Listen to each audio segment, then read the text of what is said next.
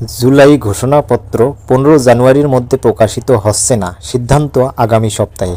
এ নিয়ে থাকতেছে বিস্তারিত প্রতিবেদনে।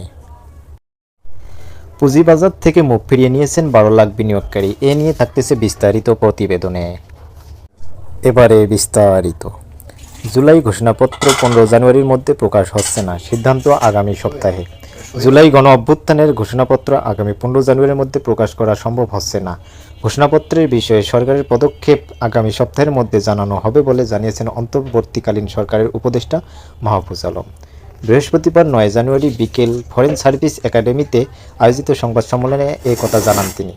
জুলাই গণ অভ্যুত্থানের ঘোষণাপত্রের বিষয়ে আগামী সপ্তাহের মধ্যে সরকারের পদক্ষেপ জানানো হবে উল্লেখ করে উপদেষ্টা মাহফুজ আলম বলেন, জুলাই গণ অভ্যুত্থানের ঘোষণাপত্রের বিষয়ে আগামী সপ্তাহ থেকে রাজনৈতিক দল ও শ্রেণী পেশার সঙ্গে আলোচনা হবে।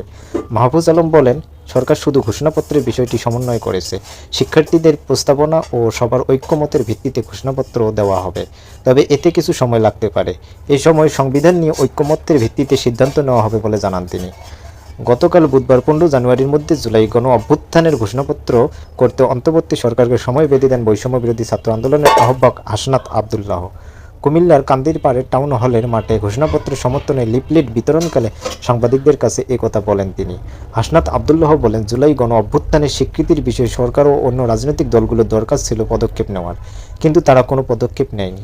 আমরা বৈষম্য বিরোধী ছাত্র আন্দোলন 31 ডিসেম্বর জুলাই গণ অভ্যুত্থানের স্বীকৃতি ঘোষণা করতে গিয়েছিলাম, কিন্তু যেহেতু সরকার দায়িত্ব নিয়েছে সকল রাজনৈতিক দলের মতামতের ভিত্তিতে গণ অভ্যুত্থানের ঘোষণাপত্র তৈরি, সেজন্য আমরা সরকারের কথায় আশ্বস্ত হয়ে 31 ডিসেম্বরে কোনো ঘোষণা দেইনি।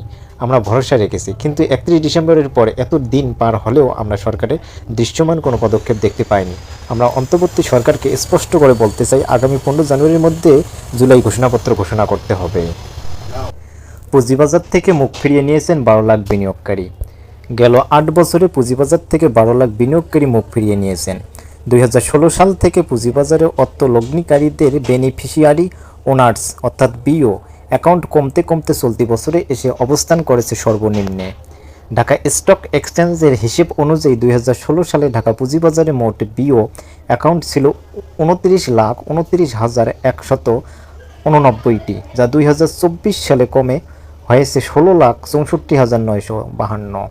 এতে করে 8 বছরে 12,64,237 জন বিনিয়োগকারী হারিয়েছে পুঁজিবাজার।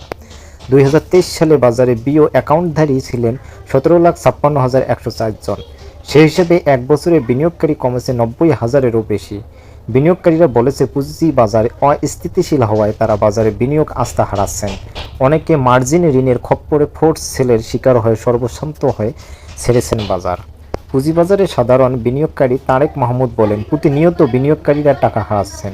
পুঁজিবাজারে বিনিয়োগকারী আসার মূল আগ্রহ আর্থিক লাভের জন্য, কিন্তু লাগাতার লোকসান হওয়ায় এখন আর কেউ ভরসা পাচ্ছেন না। মার্জিন ঋণ প্রসঙ্গে আরেক বিনিয়োগকারী আলতাফ হোসেন বলেন, বাজারে আগ্রহ ছিল বলেই অনেকে ঋণ নিয়ে বিনিয়োগ করেছেন, কিন্তু দেদারসে শেয়ারের দাম কমতে থাকায় মার্জিন ঋণের খপ্পরে পড়েন তারা।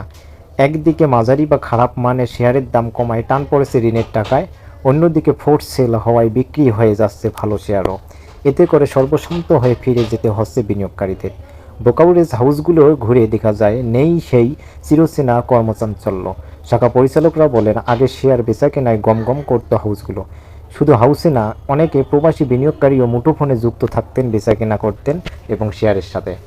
বেকারে হাউসগুলো করুণ দশার প্রসঙ্গে গ্লোবাল সিকিউরিটিজ লিমিটেডের শাখা ব্যবস্থাপক আশাদ লিটন বলেন, নতুন করে আর কেউ বিনিয়োগ আগ্রহ পাচ্ছেন না। সবাই চাচ্ছেন বাজার থেকে টাকা তুলে নিতে। অনেকে লোকসান দিয়ে হলেও বাজার থেকে টাকা তুলে নিচ্ছেন। যারা তিক্ত অভিজ্ঞতা নিয়ে বাজার ছেড়েছেন তাদের আর ফিরে আসার সম্ভাবনা নেই।